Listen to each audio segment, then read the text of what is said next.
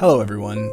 So today, building off of the last couple of chapters and sort of continuing with this idea of the self, we're going to be talking about the role of self in motivation and how the needs associated with the self drive a lot of behavior or govern a lot of our behavior and our cognitions. And specifically, we're going to be talking about the needs for a consistent self and to feel that the self is valuable, is worth something. So let's get into it. Yeah. So we're kind of going to focus on these two big topics today. They loom large in social psychology. They're fairly important topics, and they're also relatively complex. And they're very important. So we're going to sort of take it slow. We're going to talk about a lot of details in them that are hopefully interesting to you. They're interesting to me and social psychologists, so hopefully, you all find them sort of fascinating as well. And so the first is cognitive dissonance and what it can teach us about our drive for a consistent self. And by the end of the lecture, you should hopefully understand how humans have a need for consistency, how cognitive dissonance has been a factor in many major social movements throughout human history, how we tend to reduce cognitive dissonance, the ways in which that we can reduce cognitive dissonance, and finally, how social psychologists can study cognitive dissonance in a lab setting. And then after that, the topic we'll discuss is self-esteem and how it represents our need for a valuable, a competent, worthwhile sense of self.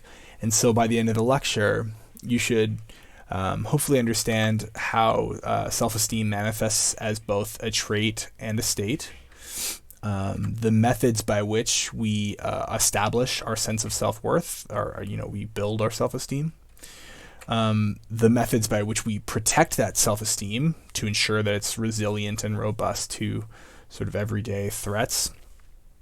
And then finally, the social functions of self-esteem, what the actual uses of self-esteem are, why we have this thing.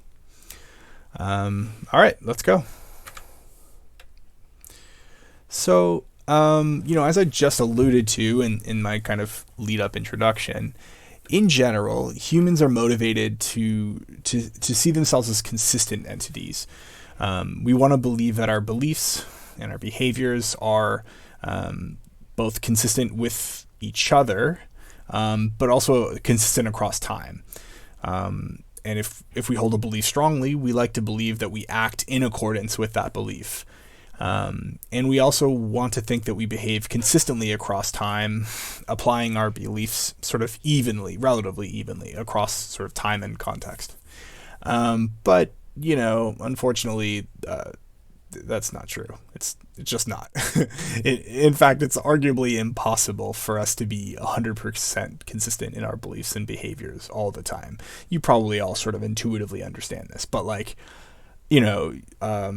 you might be a vegetarian because you think that factory farming is evil. But even though you think factory farming is evil, you still get the vegetarian breakfast option at McDonald's. And so you're still supporting that industry, right? Or maybe you give your dad shit for smoking even after he had throat cancer. He just kind of kept smoking through the throat cancer. But also maybe sometimes when you're drunk, you have a dart yourself, right? These sorts of inconsistencies, these little sort of inconsistencies between what we believe, what we say we believe, what we feel, and how we actually behave. Or you might be like this guy. He is a Hungarian member of European Parliament who's a virulent anti-LGBT bigot. But last December, he got caught breaking COVID social distancing regulations at a gay orgy with 20 other men. So, the sort of strong inconsistency there between his stated beliefs and his actual practiced behaviors. So clearly, in lots of ways, both small and large, we actually aren't all that consistent a lot of the time. And so the experience of this inconsistency is what's called cognitive dissonance. So cognitive dissonance can take many forms, and we'll talk about a lot of them. But the basic idea here is that there are two cognitions of a sort, and these two cognitions are inconsistent in some way with one another, and this causes you the experience of dissonance. Dissonance is like it's most often a word used in music where two notes are they sound discordant. They don't sort of go together. They don't form a pleasant combination, right? So that dissonance is that feeling of you have these two cognitions of some form and they don't fit together. They don't feel right together. And so for our purposes here, a cognition could include a belief, an attitude, or a perception of your own behavior. So note that I'm not saying behavior because behavior itself is not cognition, but your perception of your own behavior is a type of cognition. It's not a super important distinction there. It's just worth noting that behavior is not cognition. So the relevant thing here is your perception of your own behavior. So in the case of this Hungarian member of European Parliament that I just mentioned, the belief that he holds might be it is morally wrong to engage in same-sex sexual activity because, again, like I mentioned, he's an anti-LGBT sort of politician, right? So he holds this belief that it's morally wrong to engage in same-sex sexual activity. He holds this attitude that might be, I hate gay people, or something else kind of like hateful and, bigoted like that. And then he has this perception of his own behavior, and this is the part that's causing the dissonance. And the perception is, I have sex with other men. And so cognitive dissonance theory proposes that this experience of inconsistency that I'm describing, this feeling of the cognition's not quite fitting, that experience is highly aversive. It's very unpleasant. And so we're naturally kind of inclined to resolve that feeling of dissonance in any way that we can. And so this theory was proposed primarily by Leon Festinger in the 1950s. And so Festinger is one of the major figures in social psychology. You'll hear his name a lot more if you continue on in this discipline. But the theory is first articulated in a book that he published with a couple of other researchers called When Prophecy Fails. And the subtitle to that book is A Social and Psychological Study of a Modern Group That Predicted the Destruction of the World. So, as you might guess from that title, this book was a case study of kind of one of the strongest cases of dissonance that you can imagine. So there was this group of like smart, successful, professional people, and they formed a cult around like a UFO-centric like doomsday prophecy that obviously never came to pass, right? They believed that the world would be destroyed by a flood in 1954 and that they would all be saved and taken away on a UFO. And so many of them left their spouses, they left their jobs, they gave up all their money and possessions, and then, the prophecy fails. But after the prophecy failed, many of them just stayed in the cult. They kept doing the same thing, even though the prophecy had clearly never came to pass. So even though there was clearly this sort of immense dissonance between their beliefs, and to some extent their behavior as well, they have this lack of fit between their cognitions. They are able somehow to reduce and resolve that dissonance and kind of just keep doing what they're doing. And funnily enough, that group actually still operates today. Like they're still around despite, 70 years ago getting it wrong.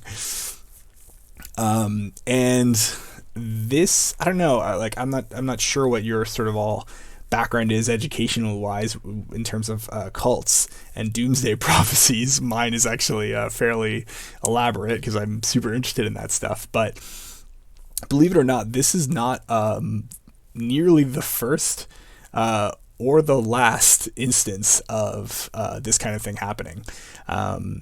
some of you might even remember, depending, I guess, on your age, like 8 or 10 years ago, this kind of thing happened in the U.S. with a much smaller group of people. But basically, they thought that there was a sort of a rapture coming to pass. But the like arguably the most famous instance, and maybe most important historically, instance of this happening was in 1844. An American Baptist Christian group called the Millerites. Some of you might have heard of them before. They thought the world was coming to an end with the second coming of Christ. What happened was they sort of had all this special math and biblical analysis, and they had sort of calculated the precise date of Christ's return to earth and, what was going to happen. And, they thought they were going to go to heaven with Christ, basically, but no such end came. It never happened, right? Like, we're a couple hundred years on now, and it never happened. But followers of that group continued on believing in the prophecies, thinking they had just gotten the precise dates mixed up, that they actually had the date right, but they had the event wrong. I just thought about explaining exactly what they believe now, but maybe I won't. Too much of a tangent. But you just have to trust me, I guess, that basically they think something special happened on that day. It just wasn't the second coming of Christ. And that group is still around today, and they call themselves the Seventh-day Adventists. There are actually millions of them. So hopefully it's clear that, like, historically speaking, there are a lot of instances of people dealing with monumental gaps in their sort of beliefs, and being able to kind of live with or tolerate that level of dissonance. So, if we are indeed so motivated to reduce these inconsistencies, to erase this dissonance, you would probably want to know, how do we do this, right? So cognitive dissonance theory proposes that we do it in one of three primary ways. First, we can change one of the two clashing cognitions, one of the two that are sort of in dissonance. Second, we can develop a new cognition, a third cognition that helps to make the first two less inconsistent in some way. Or third, we can find a way to trivialize the two clashing, inconsistent cognitions so that their inconsistency isn't as important to us. So let's just return to an example that I mentioned earlier, the vegetarian who eats a vegetarian option at McDonald's, right? So his two cognitions are, I'm a vegetarian because I think factory farming is harmful. And then the second cognition is, I eat at a restaurant who is a big supporter of factory farming. And so clearly there's a dissonance here. So just take a second, look at these three options that I've outlined, and think about how this person could reduce the dissonance that he's experiencing. Try to imagine at least one strategy that might help you reduce that dissonance.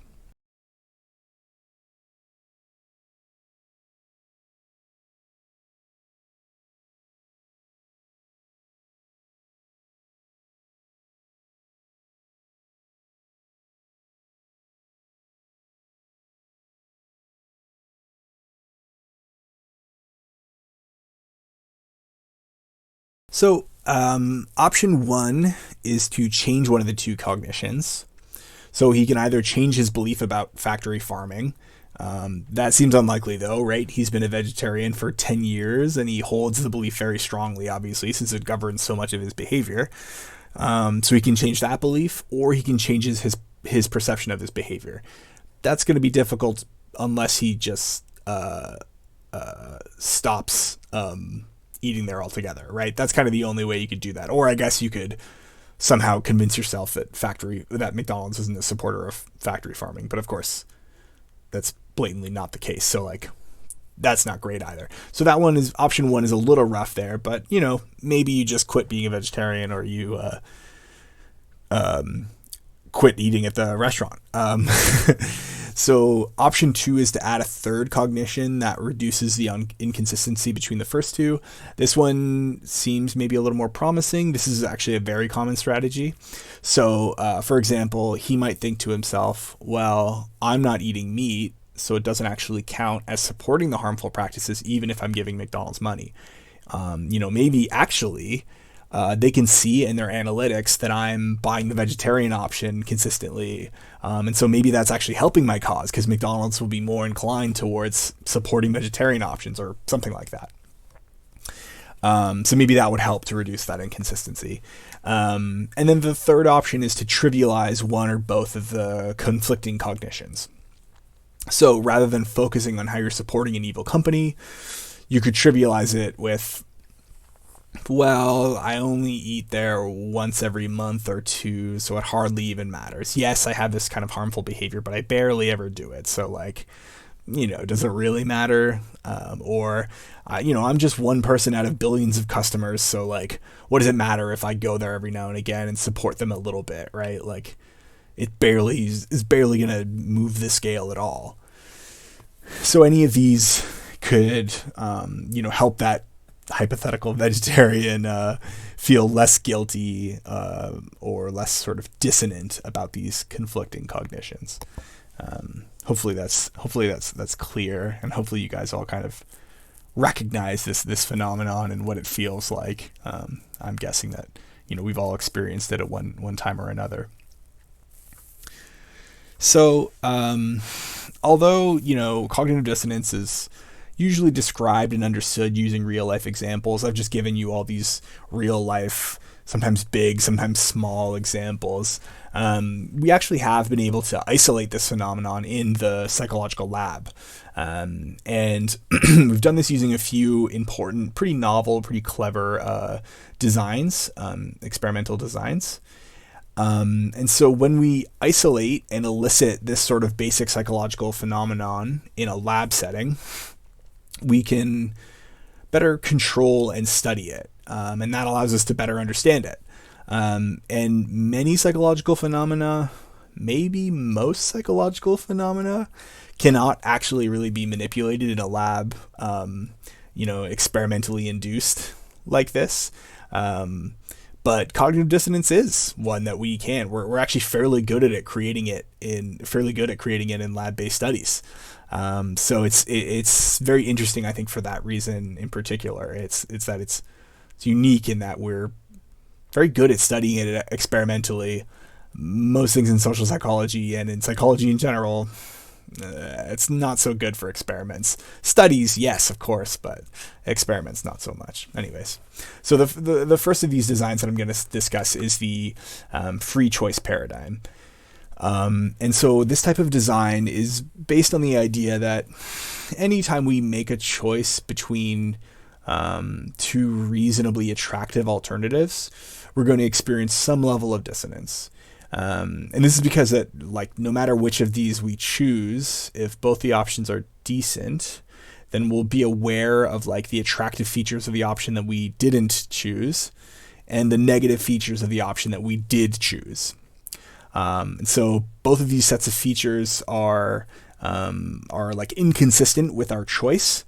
They remind us that maybe we didn't make the right choice. And so it will cause us some experience of dissonance. So I'm going to give you a hyper-specific real-world example from my very boring life. So say I am choosing which video game that I want to play.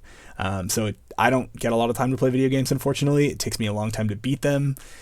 Because I don't get to play them very often. So I have to be very careful when I choose a game, because I'm committing myself to playing them for a long time, for weeks or months at a time. So maybe I'm choosing between, and not maybe, I say maybe, this is a real example. This is actually my life. Maybe I'm choosing between Bloodborne, which is a very difficult action role-playing game, and 13 Sentinels, which is mostly a story. It's very nice looking, it has nice art, but it's mostly a narrative heavy kind of game with a very complicated time travel storyline. It's mostly story focused. I do want to play both these games, But no matter which one I choose, I'm going to experience some amount of dissonance, right? I'm going to be reminded of the sort of negative aspects of, or I'm going to be aware to some extent of the negative aspects of the one I did choose and the positive aspects of the one that I didn't choose. So I have to make a choice between these two. And I have to cope in some way with this dissonance that comes from the choice. And so I cope with the dissonance by what's called spreading the alternative, which is not a very useful or intuitive sounding phrase, so I will explain it for you. Spreading the alternative is the idea of focusing more heavily on the positive aspects of the thing that I chose, and the negative aspects of the thing that I didn't choose. So if I choose Bloodborne, I might sort of automatically focus more on how it has such deep and challenging combat and how all my friends love it and I can talk to them about it, and that's, very sort of exciting to kind of gush about a game with your friends. And I might focus on how 13 Sentinels, that other story game, actually kind of has like lousy gameplay, even if there is a good story. It's mostly just a lot of reading, so like can't be that good, right? But crucially, if I had chosen 13 Sentinels, the story game, I would have focused on its positive attributes, like its great story and its nice art, and I would have focused on Bloodborne's negative attributes, like its confusing story and its frustrating, difficult gameplay. So the idea here is that we'll always just double down to justify our decisions post hoc, so that we can reduce that experience of cognitive dissonance. We're always going to kind of support the thing that we chose by virtue of us having chosen it. And to test this idea, a researcher named Jack Brem had participants first evaluate a bunch of consumer items, like a stopwatch, a portable radio, that sort of thing. This is the 1950s, so, those are the sorts of consumer objects of the time. So then he would have participants rate all these products and then have them choose one of the products. And half the participants had to make an easy choice, so a choice between a product that they really liked and a product that they didn't like. That's an easy choice. And then made the other half of the participants make a hard choice, a choice between two products that they liked approximately the same amount. They rated approximately equally, right? So after all the participants made their choice, Brem had them evaluate the two items again, repeat their evaluations. And so for participants who made an easy choice, between one that they really liked and one that they didn't like, they just always took the item that they liked more, right? And they didn't actually change their evaluations after making the choice. They just evaluated it the same way as they had originally. But participants who had to make a hard choice, they changed their evaluations after making that hard choice. They actually became more positive towards the item that they chose and less positive towards the items that they didn't choose. So when reevaluating those same items, they changed, and the only thing that made them change was having made the choice. They just automatically became more positive about the thing that they took and less positive about the things that they didn't take, in order to kind of justify that decision. They had the dissonance between the two cognitions. I made the right choice in item, and the item I didn't choose has some attractive features too. They have these two clashing cognitions, and they resolve this dissonance by changing that second cognition to downplay the attractive features.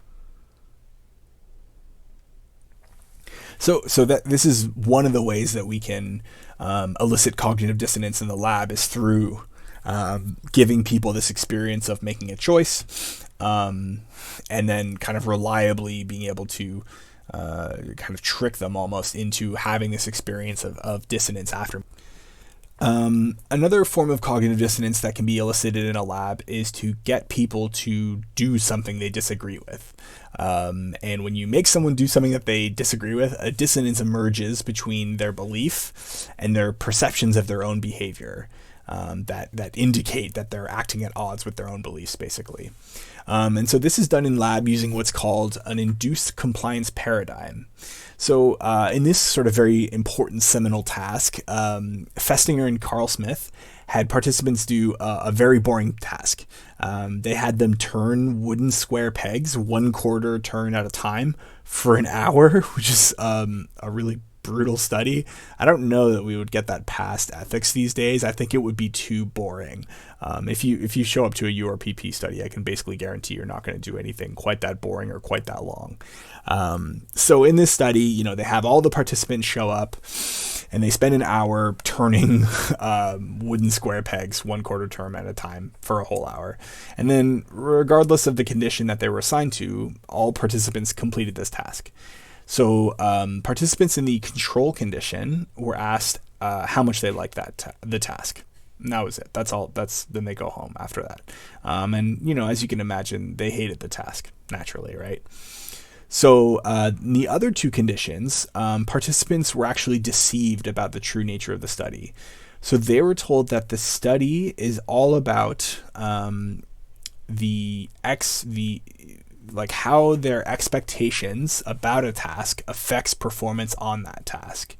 So they were told this lie, and they were told they were asked to change the expectations of the next participants who were coming to complete the study. They had a very sort of elaborate cover story as to why this was necessary, and an RA was running late and stuff. It's not that important. The point is that they asked these participants to tell the participants who were coming to complete the study next that the task was actually really interesting and enjoyable. So they just did this square peg turning task, and they were told, please tell the next group of people coming in that you loved the task, that you really enjoyed it, it was really interesting. One of these two conditions was offered $20 in order to tell participants that the task was interesting. The third and final condition was offered $1 to tell participants that the task was interesting. So there's one control condition. They don't have to do anything. They just do the task, and then they say that they hate it, and then they leave. The second one does the task and then has to tell other people that the task was interesting, and they're paid $20. And then the third condition, they do the task, they tell people that it's interesting, and they're paid $1 in order to tell other people that the task is interesting, basically. So after doing that, all participants are asked how much they actually enjoyed the task. After sort of telling other people, lying that they enjoyed the task, they're asked, how much did you really enjoy the task? So the cognitive dissonance here is the cognition that, one, I don't enjoy this task, I hated it, and two, I am telling other people that the task is enjoyable and that it's actually really fun and interesting. And the results are interesting here, but they can be a little bit tricky to interpret. So I'm going to show you a graph, and I'm going to walk you through it. So on the x-axis here, we have the three conditions, and then on the y-axis, we have the amount that they reported enjoying the task at the end, okay? So you can see that the control group didn't like the task, right? They're below 0 because they obviously didn't enjoy this very boring task. And then the group who were paid $20, on average, they don't like or dislike the task that much. They're kind of close to neutral, right? And then finally, and this is kind of where the action is, this is the most interesting bit, the group who were paid $1 report liking the task a lot. So both the $20 group and the $1 group had to reduce dissonance in some way between their cognitions and their perceptions of their behaviors. The $20 group is able to do this by reduce that dissonance by just remembering, like, hey, I got paid $20 to do this, so that's why I'm lying. It's because I got paid $20 to lie. So that's a third cognition that kind of allows all three of them to live together constantly, without dissonance, right? The group who are only paid $1, that's not really it's not a good enough third cognition to solve the dissonance, because it was only $1, and that's not really enough money to justify acting in a way that is inconsistent with one's own beliefs. And they can't change the behavior because the behavior is already done. And so the only thing remaining to them is to change the cognition that is changeable, which is the belief that the task was really unpleasant. Instead, they just change their beliefs so that they genuinely do think, or at least they report thinking, that the task was enjoyable. And then that's how they can reduce that dissonance. They told people that they liked doing the task, that's fun and interesting, because it was fun and interesting. They genuinely believe that it's fun and interesting. Or again, that's what they're reporting, right? So, when they're asked how much they like the task, they say they liked it. They report liking it. And that's what explains their behavior in their mind. That's what explains their behavior of saying that it was fun and interesting to these other participants. So in this way, we can change our beliefs pretty drastically post hoc. We can alter our beliefs pretty drastically in order to be more consistent with however we already behaved, basically. Okay, so there's a lot more here that could be discussed. I've already kind of talked quite a lot about cognitive dissonance. The thing is that this is one of the most important topics in social psychology, probably. It's a fundamental topic, put it that way. It gets discussed in other areas of psychology a lot. People in the lay public probably understand it and talk about it a lot. And it's kind of just a major component of the human experience, I think, right? Even before psychologists isolated it and labeled it as cognitive dissonance, I think people intuitively understand these ideas. I don't think that it started in the 50s, or that, that people only began to understand it in the 50s. I'm sure if you went through sort of modern literature, literature of the modern era, that predates contemporary psychology, you'd find it all over the place. Dostoevsky or Jane Austen or Victor Hugo or Shakespeare, I'm sure that some of them or all of them depicted this phenomenon, even though they were all dead before the 20th century. So I guess what I'm saying is I think that this is a very important topic for psychologists and for humans in general. And I've kind of talked about it, I think, enough for our purposes, but I recommend you read the textbook section on this closely. I think it's really important for psychology. And, if I think something is important for psychology, then I think it's important for this course. And if I think something is important for this course, might be on an exam, right? But also, you should learn about it. It's interesting and it's important. So, okay. Now let's move on to, and this is the reason I can't sort of spend the entire lecture talking about cognitive dissonance.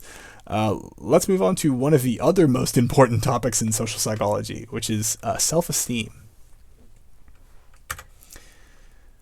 So one of the primary motivations that we have as humans is to see ourselves as valuable, as worthy, capable, competent in some way or another. We've talked about this in weeks past, right? This is probably not a new idea. And the construct that we use in psychology to represent this idea is self-esteem. So self-esteem is the extent to which you value yourself, the degree to which you feel sort of positively about yourself. And typically we think of self-esteem as a trait. So this means that it's relatively stable across time. Traits in general are relatively stable across time. It means that it's something that is true of you across context and time. And indeed, research has shown that self-esteem is relatively stable across a lifetime, literally from childhood right through adulthood. That said, self-esteem is also, of course, a state in many ways. I think probably people think of it more intuitively, at least, as a state. I think we can all think of situations where we felt better or worse about ourselves because of what was happening, sort of in the moment, right? And people who normally have very high self-esteem probably will still feel badly after they get dumped by, their girlfriend or boyfriend or whatever. And people who typically have really low self-esteem probably will still feel good about themselves after winning the big championship game or whatever. But it is worth noting that we don't all define our self-esteem in the same ways. People with different personalities will establish their self-esteem based on, completely different activities and merits. Some of you probably evaluate yourselves based on your academic achievements. Others among you truly do not care about grades and don't feel anything in response to a bad grade. I know this from being a teacher and TA for many years. You're probably more concerned with, whatever, like how well you take care of your family, or how enriching your friendships are, or how good at competitive video games you are, or how good you can cook, or how much you can lift, or how attractive you are, any number of things, right? The idea here is that there are many, many roads to self-esteem, and they likely differ between all of us, even though they're sort of headed towards this same place, self-esteem. But there are also systematic differences in how we establish that sort of sense of self-worth culturally in between different cultures. So, in a kind of obvious way, some activities and skills are highly valued in some cultures and not others. U.S. Americans, for example, strongly value the skill of playing American football. They really love throwing around the old pigskin or whatever. But relatively few people outside of that country care about American football, care about that skill. It's not important really to establishing your self-esteem in basically anywhere on the planet except for that one kind of country. But the more important version of this, that's sort of a small example, right? The more important version of this kind of cultural systematic difference is the skills and activities that kind of differ thematically, let's say.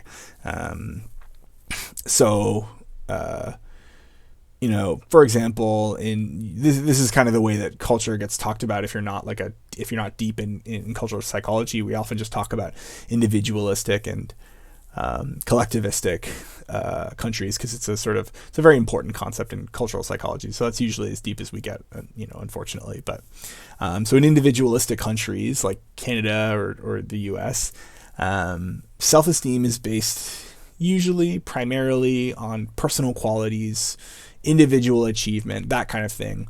Whereas in collectivistic cultures, China, Japan, Mexico, whatever, self-esteem is based more on modesty, in contributing to the group unit, like your family, for example, like being a functional member of your family, and sort of carrying, doing your share or whatever, right? So something about self-esteem that the textbook doesn't actually talk about, that I think is important to kind of instill in you guys. I don't know how deep in psychology you are yet, and whether you've covered like measurement and any basic ideas of psychometrics, but we have this sort of mandate in psychology where we're basically tasked with measuring individual things, right? Parts of the mind and behavior that are not easy to measure. And like I said, the textbook doesn't discuss this, but I think I should probably tell you that self-esteem is actually surprisingly hard to measure. It's a massive topic in social psychology. And despite that, we still don't really have like an established, very strong, very reliable measure of self-esteem. We still have sort of controversy over how to measure self-esteem. We have a variety of competing kind of measures, and mostly self-report measures, that are fine. They're working. But given that this is arguably one of the biggest topics in social psychology, you might expect us to be better at it. So it's a good reminder of like the unique difficulties of psychology. We're aiming to describe, measure, and model that which is largely invisible. We're relying on clues, inference, inductive reasoning to study the human mind and behavior. And that means that even sometimes if you put decades and hundreds of researchers into a problem, it's still difficult. It's still hard. I don't mean to sound doom-y. Like I'm not trying to say that like all is lost or anything, or that we haven't done any good work in this field. We absolutely have. There's plenty of reasons to be hopeful, and we've made plenty of great research strides in this field. I just mean to kind of remind you guys that like when a professor or a textbook or a headline or whatever tells you a little bit about like a psychological study, like, we're still struggling with some things, and we're always sort of striving for that improvement. And self-esteem, despite being so important, is actually pretty tough to study and pretty tough to measure. So, It's interesting. Maybe some of you will go on to radically redefine that field. Okay, sort of tangent over. So once we have this sense of self-esteem, once we've established that feeling of value, of self-worth, we need to protect it. We need to make sure that self-esteem remains relatively intact, regardless of what happens. That it's resilient and robust to the trials and tribulations of everyday life. And the primary way that we do this is through what's called self-serving attributions. So I actually explained this topic to you a couple of weeks ago. Hopefully some of you remember it. But this is the idea that when we do something good, we attribute it to something about ourselves. We make what's called a dispositional attribution. We attribute it to something about ourselves. And when we do something bad, we tend to attribute it to the environment or the situation, a situational attribution. So this means that we can take credit for our successes, but we blame the situation for our failures. We can sort of grasp our successes and hold them close to us, and our failures we kind of like shun and throw away and say, that wasn't us, that doesn't tell you anything about me. So for example, you recently, at the time that you're listening to this recording, you recently wrote exam 1 in this course, and if you did poorly on it, you might just think that the professors suck or the test was too hard or you were too busy to study. And this tendency to kind of separate yourself from that failing, not literally failing, but, sort of shortcoming. This tendency helps to preserve our self-esteem. And it's common amongst everyone, even well, or almost everyone, even like well-adjusted people. But if you did good on that exam, right, you probably think it was because you studied hard and you thought about the material a lot and you're good at psychology, and it's a true indication of your actual competence and skill and work ethic. So yeah, we sort of have this. It's not 100%, of course. This doesn't happen all of the time with everything. It's just a pattern. It's a tendency in our beliefs in order to help just kind of like keep away the threats a little bit. Make sure we don't just completely crumble as people sort of every day. But this tendency is actually less frequent in people suffering from depression. People suffering from depression have a more realistic or perhaps overly harsh view of their successes and their failures, which tells you a little bit about perhaps the purpose it serves, right? That someone who's feeling horrible about themselves and the world is not operating with this bias, whereas people who are more in the subclinical or sort of standard range, let's say common range. But even though this bias does have a sort of useful function, we still need to be careful about it. We still need to be aware of it, because it can make it hard to evaluate yourself accurately and to integrate feedback meaningfully. So if you did well on an easy test and you start thinking like you're a genius, basically, you might study less on the next test and actually do poorly. Or if you do poorly on a test and you say, well, it was just because the profs suck or are shitty or whatever, then you might just continue your poor studying and lecture attendance habits, then thereby dooming yourself to like more bad grades in the future, basically. So we do need to be a little bit careful about this bias, even though it seems to be like functional, let's say, useful in a way. Another way that we can protect our self-esteem and kind of ensure that we're not crumbling or falling apart at the seams is through what's called self-handicapping. So self-handicapping is the tendency to put obstacles in the way of your own success in order to kind of protect yourself from possible future failure. Basically, it's this. The idea of self-handicapping is that you give yourself an out. You give yourself an excuse in advance for a failure that might happen in the future.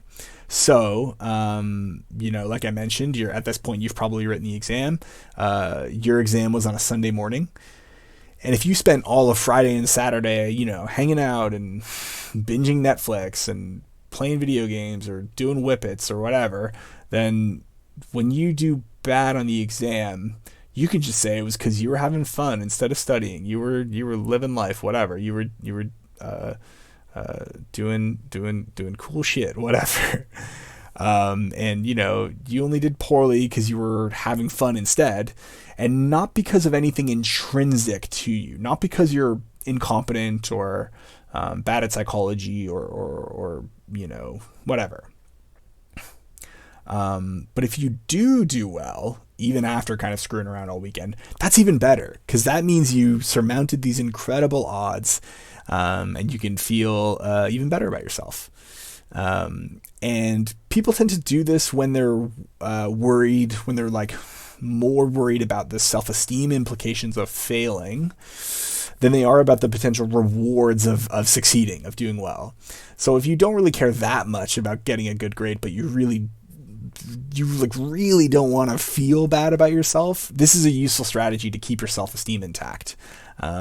It's also common when people are uncertain about their own competence and the likelihood of success. So like if you've had successes and failures in the past and you don't know which is likely to happen this time, you're more likely to use this kind of a strategy.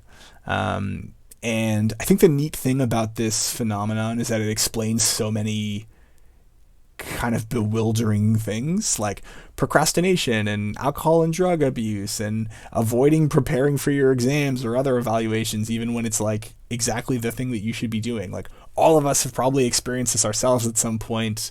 All of us see our friends doing it and are like, what? Why are you doing this? But it's the idea that you're denying the extent to which you actually want success. You're saying sort of like you don't want success very much, basically so that you can give yourself an excuse not to try very hard. And if you don't try your hardest, then you can attribute that poor performance to your lack of effort rather than your own kind of incompetence or sort of lack of worth, right? So yeah, it's this kind of like tricky acrobatics move that we do in order to self-sabotage and make it so that we have a good excuse should failure ever come a knockin'. And we can kind of blame that excuse rather than blaming ourselves. Okay, so, we've been talking about self-esteem for a little while now. I opened up by saying that it was sort of represented this really crucial motivation for us. And I've also talked a lot about how it's a major area in research. So surely it must serve some important purpose. And so you might be wondering what that purpose might be. But it turns out the answer to that question is a little tricky. So we'll talk about some of the important functions of self-esteem now, but it's like everything, I guess. It's kind of tricky. Okay.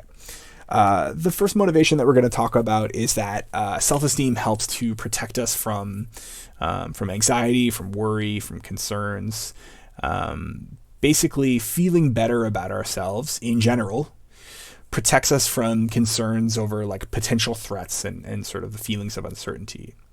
Now, it is worth noting that the textbook primarily articulates this anxiety as being anxieties around death.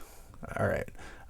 So this comes from terror management theory. Hopefully hopefully all of you read about this theory or set of theories in the textbook in the first 2 chapters.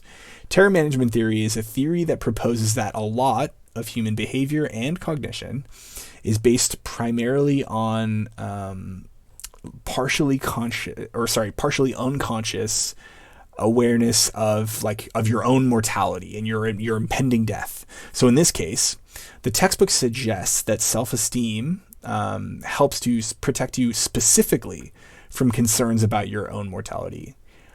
I'm not as convinced by this. I'm not as convinced by this like particular case. I would propose that it is not that specific. Rather, what self-esteem does is it helps us to protect, it helps to protect us from being like overly worried and concerned and anxious and uncertain, but not about death necessarily or solely or specifically, not like about your own mortality. It's about sort of protecting you from worrying too much in general. I am now going to take you on a little tangent, and I'm going to do it because I think there's an important lesson to be learned here in this kind of minor disagreement between the textbook and myself. I think there's something you can learn here about academia, about science, about research. Like I mentioned, if you read the first couple chapters of a textbook, terror management theory is actually, it's a huge part of the first couple chapters of the textbook. I think it's specifically chapter 2. I feel like it's in chapter 1, but chapter 2 I think is like pretty heavily dominated by terror management theory. And now we're sort of we're in a very important area of psychology, like I mentioned, self-esteem. And the textbook is arguing that terror management theory also explains the function of self-esteem, which is like huge. It's one of the most important topics in social psychology. So cool, right? Like pretty interesting. That's a big deal. Like that's pretty neat. Well, I can tell you that like terror management theory it's a pretty big theory. Like it's a fairly big theory, but it's not big enough to justify taking up the intro chapters of a social psych textbook. It's not that big. It's not that crucial or fundamental or important to social psychology. It's also not typically cited as like the primary explanation for the function of self-esteem. Usually, like terror management theory people might tell you that, but generally speaking, we don't talk about self-esteem as being fundamentally based in terror management theory. That is being based in anxieties around one's own mortality and death. In fact, recent research has started to create a bit of doubt about the usefulness of terror management theory and whether it's actually as replicable and reliable as we thought it was like 20 or 30 years ago. So now you're probably wondering to yourself, this is a textbook. Surely it can't be wrong. How could this be? Well, I'll just give you a second to think about it, to come up with a little explanation in your head for this phenomenon. Why is terror management theory such a big part of this textbook when it's maybe not that big a part of social psychology?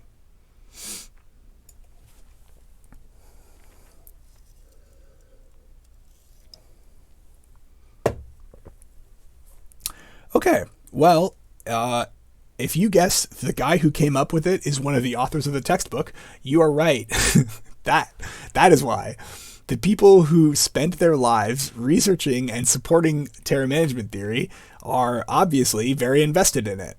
And so they want to support it by including it in textbooks, even when it might not be the most important or typical inclusion for the textbook. There's nothing wrong about this per se, right? Like the author here, Greenberg, one of the, I think maybe the senior author on this textbook, is like also one of the senior sort of like founders or creators of this terror management theory, and including his theory so prominently in a social psychological textbook it's not incorrect. He's not lying. It's just that, like, it's not exactly the most representative version of social psychology, in my experience, in my opinion, in my expertise. Actually, terror management theory is kind of a controversial topic right now.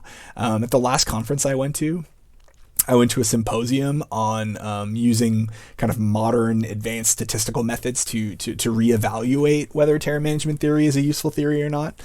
And one of the original creators showed up, took the audience mic, and basically just had an impromptu debate with the speakers the entire time, so no one else could ask any questions. There was just like a 30-minute kind of like unscheduled kind of like sassy debate between the speakers and this guy who just showed up to the talk. So I don't know. We'll see how terror management theory does over the next 10 years or so. Maybe it's on its way out. I don't know. My point isn't really to criticize terror management theory. I actually really like some applications and elements of this theory. I just don't think it explains everything like people do, like some people do. Like, I don't think it explains everything. I think that it's getting a different idea, which is that rather than being sort of obsessed with our own mortality and our death, we actually just have a broader kind of fear or awareness of uncertainty. And that includes death, like uncertainty about your own sort of death and safety and survival. And that's kind of the most important thing and most applicable thing in most situations. But yeah, I'm not sort of mentioning this bias to pick on terror management theory. I'm trying to illustrate a point that the sort of, no field is kind of completely objective or completely sort of protected from biases. Personal biases, even those held by scientists, still warp the field in some ways and warp our sort of academic memories in some ways to kind of create the stories and narratives around research that we find most appealing or suitable or favorable. And just in case you think that this sort of bias is limited to psychology, maybe you think it's us specifically, let me assure you that it is not. All scientists and researchers have this exact same sort of own work bias that gets reflected in their work.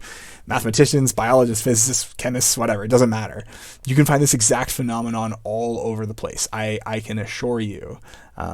People love kind of citing their own work and believing that their own work kind of defines the field when other people maybe don't necessarily feel that way, right?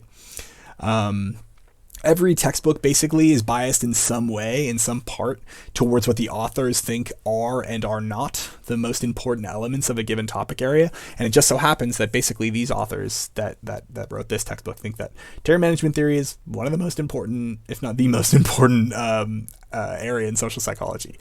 I don't necessarily agree, but like I said, that my point was just to illustrate how information kind of gets privileged and selectively presented or ignored. And it's just meant to be hopefully a good reminder to be critical, even about academic text and information that's, supposedly reliable and accurate and whatever.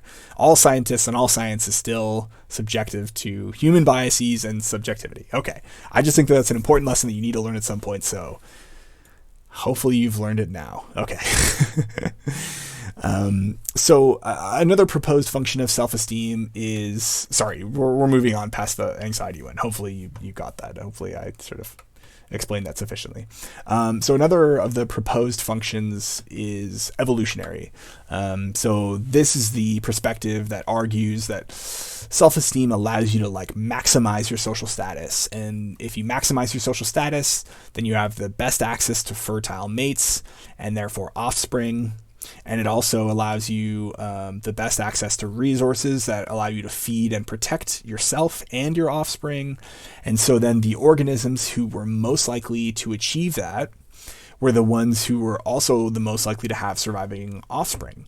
And so the genetic configuration that allows for you to have that kind of high self-esteem and therefore high social status is more likely to be passed on and selected for.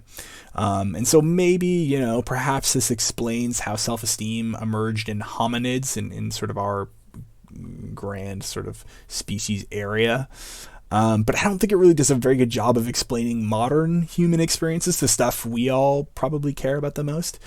Food and protection are largely guaranteed for most of us, sort of political sort of tangent, political diatribe aside about how some people are not cared for. Largely speaking, food and protection is guaranteed for many of us. And some of us don't even want to ever produce offspring, right? So obviously it's not really affecting them or serving a useful function for them. So I still think there's something else here that we need to recognize about the social function of self-esteem. So the final function of self-esteem that we're going to talk about is the idea that it's used as a measure of how much we are accepted and beloved by others. So the idea here is that we use self-esteem as a kind of sociometer, is the kind of neat word that they use in the textbook. So it's high when we feel accepted, appreciated, loved, valued, admired, respected, whatever. And then it's low when we feel lonely and ostracized and disrespected or mocked or underappreciated. And there are some different applications of this idea. Some researchers focus on how, like, some people want to stand out from the crowd and be the most impressive and revered and sort of stand out, incredible individual, and basically want to be like worshipped and be kind of above people, right? But other researchers use this idea to focus on how, in general, people just want to belong, get along with others, feel beloved and respected. They don't need to be above others. They just kind of want to cohere naturally, safely, securely in the kind of social fabric around them. And both these perspectives are valid and relevant.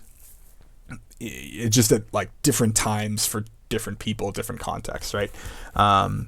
But one thing to note about this function, or even maybe kind of all the functions, is that none of them explains self-esteem on its own. None of them are like a perfect model of self-esteem. So with this belongingness kind of idea that I've talked about, if this model were true, then self-esteem is like a gauge, right, to tell you how socially accepted you are. Well, if that were true, then you wouldn't be so biased in your maintenance of it. Remember, we talked earlier about how biased we tend to be with regards to our self-esteem. And so if belongingness, if this kind of sociometer model were the most accurate or most important or sole function of self-esteem, then we probably wouldn't be so biased all the time, because that just screws with the gauge, right? You're intentionally kind of screwing with the gauge. You're making it less accurate. So I think the lesson here is not that that belongingness or the sociometer model isn't important or good or useful. I think it is. The lesson here is that only by recognizing the kind of full complexity, multifunctional, multifacetedness of self-esteem, only then can we sort of begin to recognize this important, huge, complicated phenomenon as a whole. Okay, I've been talking for quite a while, so let's just very quickly summarize what we talked about. So we talked about how these two needs, the needs for consistent self and a valuable self, governs a lot of our behavior. We talked about how cognitive dissonance is the unpleasant, aversive experience of having inconsistent attitudes or beliefs or perceptions of behavior. Oops, I missed an Oxford comma here after beliefs. How disappointing.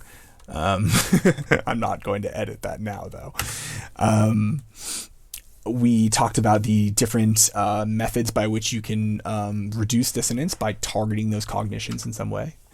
Then we talked about self-esteem and how it's the kind of positive feelings about ourselves and how we use those to buffer anxiety and how to assess sort of ourselves with regards to the social group. And we talked about the different methods that we use to protect that self-esteem, even when that means having kind of inaccurate perceptions of ourselves in some ways, or even potentially sabotaging ourselves.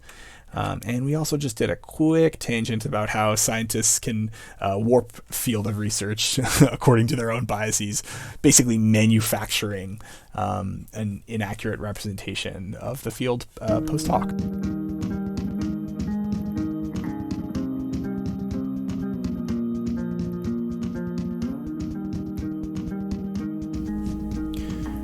Okay, that's all for this chapter. I don't have any media recommendations for this chapter specifically, just because sort of covered a lot of them. Well, cover a lot of them in the previous chapter and in the following chapter. So defer to those two chapters if you're looking for relevant media suggestions. So in the next chapter, we'll sort of expand on this even further by understanding the role of others in constructing the self, and sort of expand it into a lot of the areas in social psychology that I think are the most interesting. So look forward to that. Thanks, everyone.